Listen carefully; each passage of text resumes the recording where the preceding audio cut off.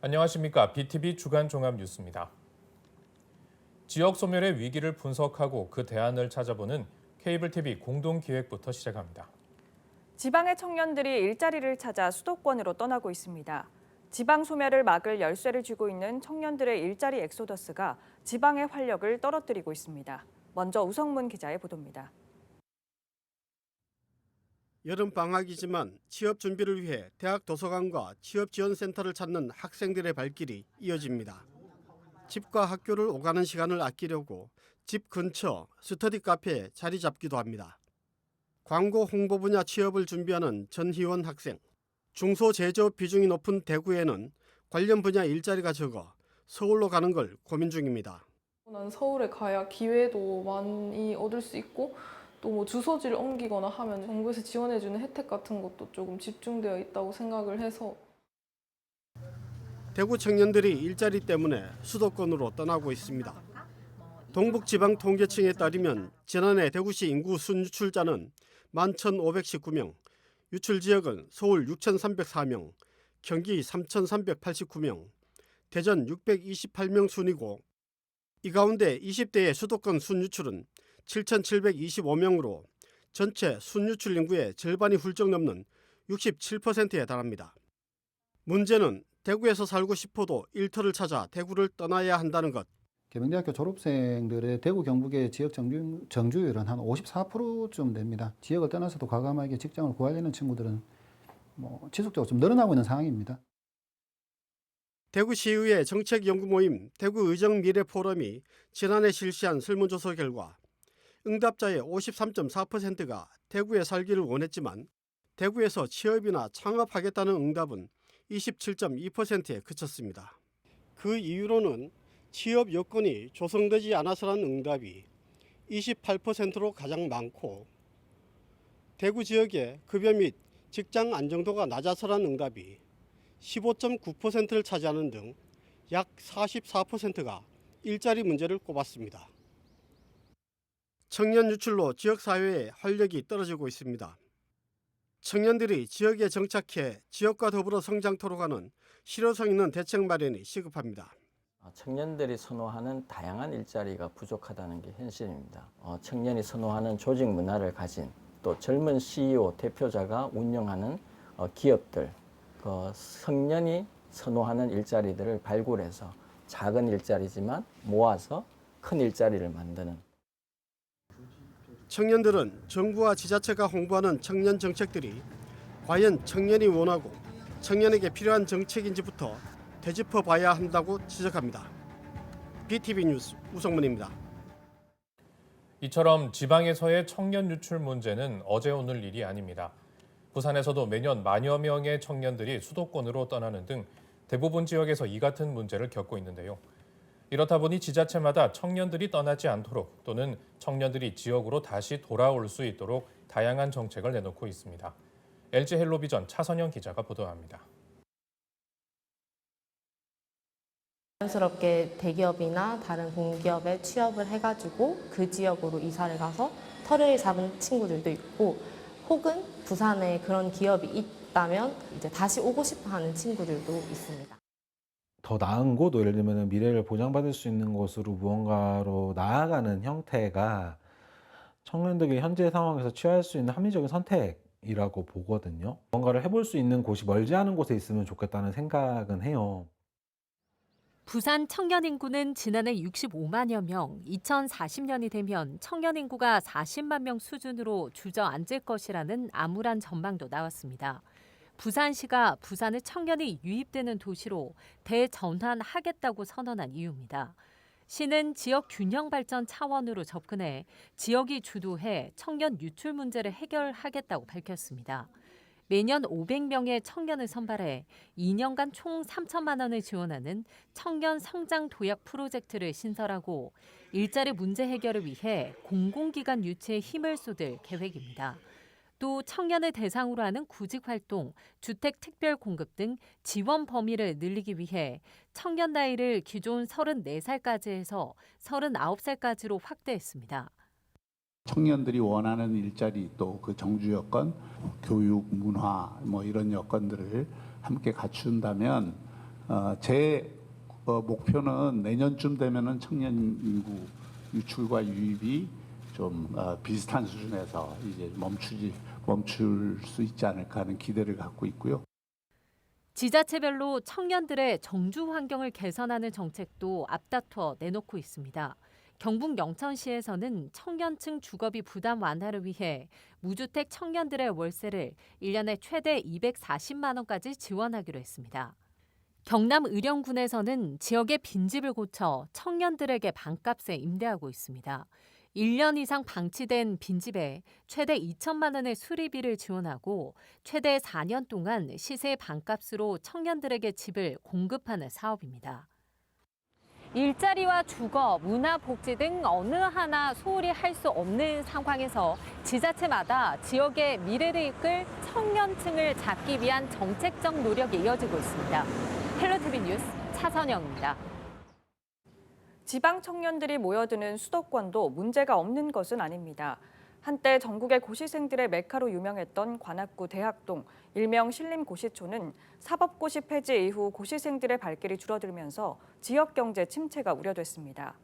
하지만 최근 청년들을 중심으로 한 스타트업과 벤처기업들이 들어와 지역의 변화를 이끌면서 창업촌으로 새롭게 변모하고 있습니다. HCN 박주현 기자입니다. 한때 4만 명 이상이던 고시생은 40 폐지 영향으로 눈에 띄게 줄었습니다. 지역 경제에 타격이 클 거란 예상은 크게 빗나가지 않았습니다. 공실이 늘었고 많은 가게가 문을 닫았습니다. 침체돼 가던 고시촌의 변화는 이제 젊은 창업 인재들이 이끕니다. 지역을 창업 중심지로 조성하려는 관악 S밸리 사업에 따른 변화입니다. 2020년 5곳이었던 관악구의 창업 보육시설은 올해 16곳으로 이 가운데 9곳이 대학동과 인접한 삼성동 일대에 들어섰습니다. 다양한 육성 프로그램과 기업 간 네트워크 구축, 저렴한 임대료 등 여러 혜택을 내세우며 기업 유치에 나서고 있습니다. 1년에 300만 원대였었어요. 네, 정말 말도 안 되게 합리적인 가격으로 관리비를 드리고 제공을 받고 있다 보니까 저희는 되게 만족하고 있어요. 엄청. 네. 서울대 캠퍼스타운의 존재 또한 시너지를 내는 요소. 우수한 청년 인재와 연구 역량을 갖춘 서울대가 교문 밖에서 창업 보육에 나서며 고용 창출에 힘을 싣고 있습니다. 새로운 기업이 입주하면서 계속 고용을 늘리고 있습니다. 창업과 고용의 선순환이 지속적으로 이루어지면서 지역의 경제 활성화에 기여하고 있습니다. 관악 S밸리 인프라 시설에 입주한 벤처 스타트업은 올해 6월 기준 126개, 관련 인력은 1,000명이 넘습니다. 민간 시설 입주 기업까지 포함하면 총 400여 개의 기업이 유입됐고 2,800여 명의 고용 창출 효과를 낸 것으로 분석됩니다. 직접 이익을 확보하기 위해서라도 서울대 근처에 있는 대학동, 낙성대동 일대에 우리 벤처 창업밸리로 집적을 하게 될 것이고, 이를 통해서는 일자리가 향상이 될 것이고, 그걸 통해서는 다시 관악구에서의 성장이 이제 순차적으로 진행되는. 관악구는 앞으로 벤처기업 육성 촉진 지구 지정에 따른 제도적 혜택을 앞세워 민간 주도의 창업 인프라 조성을 도모한다는 구상입니다. 400개 정도가 지금 입주를 해 있는데 앞으로 1,000개 이상의 벤처기업들이 관악에 하면 한 6,800명의 일자리가 창출되는. 고시촌에서 창업촌으로 변모하고 있는 대학동. 배드타운 이미지를 벗고 벤처 창업 도시라는 새 옷을 입으려는 시도가 지역의 위기감을 기대감으로 바꿔가고 있습니다. HCN 뉴스 박주현입니다. 앞서 보신 것처럼 기성세대가 경험했던 수도권 집중 현상은 수십 년이 지난 지금도 여전합니다. 나고 자란 정든 고향을 떠나 일자리 그리고 더 나은 삶을 찾는 청년들이 향하는 곳 바로 서울인데요. 그들의 이야기를 직접 들어봤습니다. 딜라이브 TV 엄종규 기자입니다. 젊은 창업가들의 희망과 열정으로 가득 찬 서울 강남의 한복판 역삼동. 일명 창업가 거리에는 팁스타운, 마루360 등 민관 창업 지원 기관과 투자 기업이 밀집해 있습니다. 강남구가 운영하는 취창업 허브센터도 지원 기관 중 하나. 스타트업 기업 인턴 프로그램에 참여한 대학생 박동민 씨도 이곳 시설을 이용해 프로젝트를 진행 중입니다. IT 관련 창업 또는 취업을 생각 중인 박 씨는 풍부한 인적 그리고 물적 인프라를 장점으로 꼽습니다. 이 직종에 관련돼서 이쪽에 뭉쳐져 있는 그런 인프라가 확실히 있잖아요. 근데 그거 말고도 이제 생활권이나 교통편이나 이런 것도 서울 쪽이 월등하게 편하고 좋다 보니까. 전국에 인재가 몰리는 현상 자체 역시 청년들의 경쟁력 확보에 유리한 서울의 장점입니다. 워낙 쟁쟁한 사람들이 다 수도권에 모이다 보니까 참가자들의 실력 정도가 좀 많이 차이가 나는 것 같습니다. 스타트업을 운영 중인 박근범 대표가 꼽은 장점은 풍부한 지원, 창업 초기의 어려움을 지자체 지원 사업의 도움을 통해 극복해 나가고 있습니다. 우리 회사의 수명, 얼만큼 이 회사를 이 돈 가지고 운영할 수 있을까가 항상 고민인데 그걸 이제 지자체에서 지원을 해주기 때문에 조금 더 사업에 집중할 수 있다는 게 가장 큰 장점이 아닐까 싶습니다. 우리가 만난 3명의 청년, 공통점이 있다면 모두 지방 출신입니다. 과거 산업화 시대에 흔히 했던 마른 제주로, 사람은 서울로라는 이 말, 지방분권인 시대인 지금도 여전히 유효합니다. 제 부모님한테 뭐 사람은 남은 서울로 가야 된다는 말을 많이 듣고 자랐기 때문에 제가 살던 곳에 대한 되게 애착과 이런 게 분명히 있지만 뭔가 우리 어렸을 때부터나 이렇게 우리나라 사람들은 결국 서울로 가는 게 성공하는 거다. 결국 청년들은 자신들의 목표를 이루기 위해 성공 가능성이 상대적으로 높은 수도권으로 몰릴 수밖에 없는 상황입니다. 국토연구원의 연구에 따르면 지방 소멸 위기는 저출생보다는 사회적 감소, 다시 말해 인구 유출이 더 큰 원인. 일과 여가, 편의 등 지방을 청년에게 매력적인 공간으로 만드는 것이 우리 앞에 놓인 과제입니다. 기회를 제공할 수 있는 데가 서울밖에 없다, 강남밖에 없다는 우리의 현실이 문제인 거죠. 공공기관이나 기업체들 이전을 촉진하기 위해서 최근에 기회발전 특구라는 것들을 제안을 하고 있고, 한 축에서는 내려가 있는 사람들이 지속적으로 거기서 거주하게 하는 것, 이런 것들이 저는 중요하다고 보거든요. 압축 경제성장 과정에서 불가피했던 지역 간 불균형, 뚜렷한 해법 없이 방치한 사이 청년들의 수도권 러시는 계속되고 있습니다. 들라이브 뉴스 엄종규입니다. 박형준 부산시장이 민선 8기 출범 1주년 기자회견을 열었습니다. 부산이 도시브랜드 평가에서 10개월 연속 전국 1위를 달성하는 등 도시브랜드와 글로벌 경쟁력이 상승했다는 평가를 내놨습니다. 김윤정 기자의 보도입니다. 박형준 부산시장은 민선 8기 출범 후 숨가쁜 1년을 달려왔습니다. 박 시장은 혁신의 물결을 더욱 확산한 1년이었다며 정부와 기업 부산시가 원팀을 결성해 2030 부산 세계박람회 유치 가능성을 높인 것을 가장 큰 성과로 꼽았습니다. 남은 기간 동안에 그런 나라별 구체적인 교섭을 실효성 있게 한다면 얼마든지 해볼 수 있는 승부다. 이는 가덕도 신공항 건설과 북한 2단계 항만 재개발 사업 등 부산의 굵직한 현안도 단축하고 속도를 내게 됐다고 설명했습니다. 부산 경남 행정통합 추진 지속 여부에 대해서는 오는 12일 여론조사 결과를 공개하고 경남도지사와 만나 향후 일정을 논의한다고 말했습니다. 여론조사를 통해서 주민들이 이 행정통합에 대해서 어느 정도 알고 있는지, 또 행정통합의 내용에 대해서 어떤 부분들을 우리가 좀 더 연구를 해서 주민들과 인식을 공유할 것인지, 그런 과제들을 저희가 논의를 해서 7월 12일 날 경남도지사하고 제가 그런 행정통합 과정을 앞으로 어떻게 추진을 할지에 대한 의견을 말씀드리겠습니다. 일본 후쿠시마 원전 오염수 방류 계획과 관련해서는 시민 식탁에 오르는 수산물이 방사능 오염수로 인한 문제가 없도록 꼼꼼하게 점검하겠다고 강조했습니다. 또 부산시가 국제해양법 재판소에 제소하는 것은 검토하지 않고 있다고 밝혔습니다. 민생 현안에 소홀하다는 지적에 대해선 15분 도시 추진 등 민생 관련 정책을 지속적으로 추진하고 있다며 앞으로도 소홀함 없이 추진하겠다고 말했습니다. 한편 각종 규제 개혁과 행정 속도를 높이는 데도 힘쓰겠다고 강조했습니다. 중앙정부의 규제나 또 우리 지방정부의 규제 또는 관행 이런 것 때문에 행정의 이 속도를 조금 더 냈으면 좋겠는데 그 속도가 조금 지체되는 부분들이 보여서 그런 부분이 좀 아쉬움이고요. 박 시장은 남은 3년도 글로벌 허브 도시와 다시 태어나도 살고 싶은 도시 구현에 역점을 두겠다고 전했습니다. BTV 뉴스 김윤정입니다. 최근 강서구의 어린이 복합문화공간 들락날락 3곳이 잇따라 문을 열었습니다.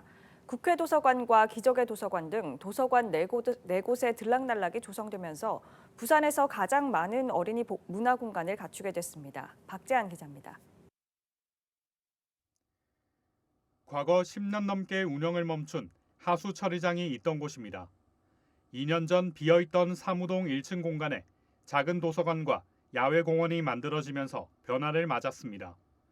지난 5월에는 나머지 공간에 어린이 복합문화시설인 들락날락이 조성됐습니다. 복합문화공간 조성으로 다양한 디지털 콘텐츠와 메타버스 교육, AR 도서 체험 등을 쉽게 접할 수 있게 됐습니다. 여름에 우리가 실내에서 이렇게 저희가 지금 여름이니까 실외에는 너무 가기가 장소가 적정하진 데가 없고 그래서 우리 아이들이 여러 가지로 체험할 수 있는 공간이 있어서 너무 좋은 시설인 것 같습니다. 동네가 생긴 지도 또 얼마 안 되기 때문에 이런 뭐 도서 시설 같은 거는 잘 없었거든요. 이제 그래서 뭐 책을 보고 싶은 것도 개인적으로 어떤 데 저 멀리까지 빌려서 보기도 하고 또 개인적으로 이제 딴 데 가서 빌려 보기도 하고 그렇게 했는데 내 주위에 책을 빌려 볼 수 있는 곳이 있어서 필요할 것 같아요. 강서구에는 앞서 국회 부산도서관을 비롯해 부산에서 가장 많은 4곳의 들락날락이 조성됐습니다. 올해 신호 작은 도서관을 시작으로 강서 기적의 도서관과 강서도서관에 잇따라 시설이 문을 열었습니다. 유아부터 시니어층까지 다양하게 이용할 수 있도록 문화 콘텐츠를 많이 개발할 예정입니다. 부산시와 연계한 그 유아들이 즐겁게 놀 수 있는 맘껏 놀자라든지 그다음에 영어 원어민 교육 등 다양한 프로그램을 개발하고 기획하고 운영하려고 노력 중에 있습니다. 많은 참여 부탁드립니다.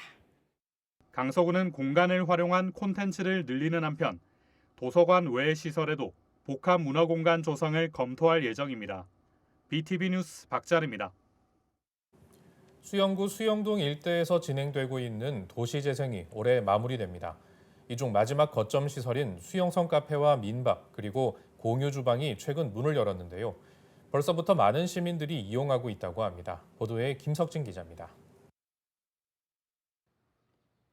수영 성벽 아래 주택을 리모델링한 건물이 들어섰습니다. 넓은 주방과 테이블이 놓인 어울 주방입니다. 1인 가구나 단체가 음식을 만들고 모임도 가질 수 있는 공간입니다. 그 옆엔 카페와 민박도 생겼습니다. 도시재생 사업의 사무공간이던 곳이 카페로 변신했습니다. 각종 차와 지역 특징을 살린 관광기념품 등을 판매합니다. 한켠엔 마을 주민들을 위한 코인 빨래방도 마련됐습니다. 카페와 연결된 민박은 지역 주민은 물론 외부 방문객들도 이용할 수 있습니다. 수영동 도시재생 사업인 도도수영의 마지막 거점 시설 3곳이 동시에 문을 열었습니다. 이 시설들은 지역 주민들로 이루어진 마을관리 사회적 협동조합이 운영합니다. 여기 도도수영 마을관리 협동조합은 이제 정주민들을 위한 구조로 만들어졌습니다. 여기가 관광지가 되기도 하겠지만 정주민들이 필요한 민박 시설이 필요했고요. 그리고 또 다 같이 어울려서 또 같이 음식도 나눠 먹고 만들 수 있는 주방, 그리고 또 여기 이 자리가 지금 카페지 않습니까? 한 지나가다가 이웃들끼리 와서 차 한잔 마실 수 있는 그런 공간으로 공동체들이 좀 우리의 공동체를 좀 빛낼 수 있는 그런 공간으로 진행될 예정입니다. 문을 연 지 열흘밖에 안 됐는데 시민들의 관심도 높습니다. 어울 주방은 유료대여만 2차례 있었고 민박은 4팀이 이용한 가운데 이달 주말 예약이 꽉 찬 상태입니다. 수영 사적공원과 팔도시장 그리고 인근의 비콘그라운드를 연결하는 역사와 문화 탐방 거점으로서의 역할이 기대됩니다. 한편 수영성 카페와 어울 주방은 월요일은 쉽니다. 어울 민박은 1박 2일 6명을 기준으로 평일 9만 원이고 수영 구민과 사업장은 10% 할인해 줍니다. 이달부터 네이버를 이용한 예약도 가능합니다. BTV 뉴스 김석진입니다. 강서구 공원 내 어린이 물놀이장 4곳이 오는 22일부터 일제히 문을 엽니다. 지난해 강서구 물놀이장에서는 집단 피부병이 발생했었는데요. 강서구는 올해 수질과 안전 관리를 더욱 강화하기로 했습니다. 박재한 기자입니다. 본격 여름철을 앞두고 어린이 물놀이장이 개장 준비에 한창입니다. 오는 22일부터 8월 말까지 명지 2곳과 신호 지사 근린공원 등 강서군의 4곳의 어린이 물놀이장이 문을 엽니다.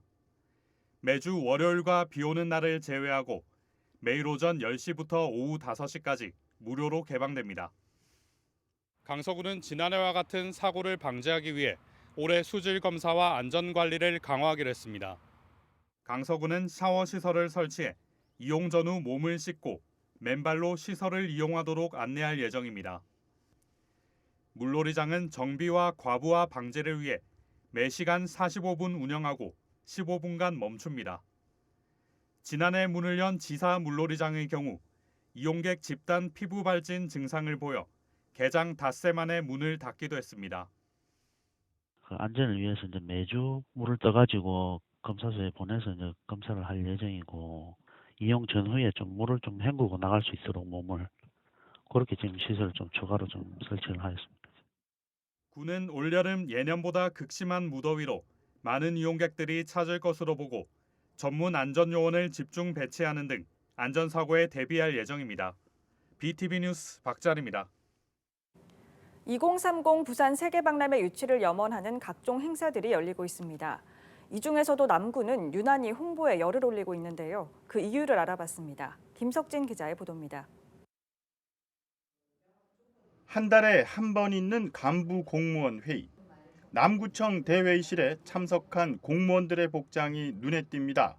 흰색 반팔 티셔츠에 새겨진 보랏빛 문구. 엑스포 2030입니다.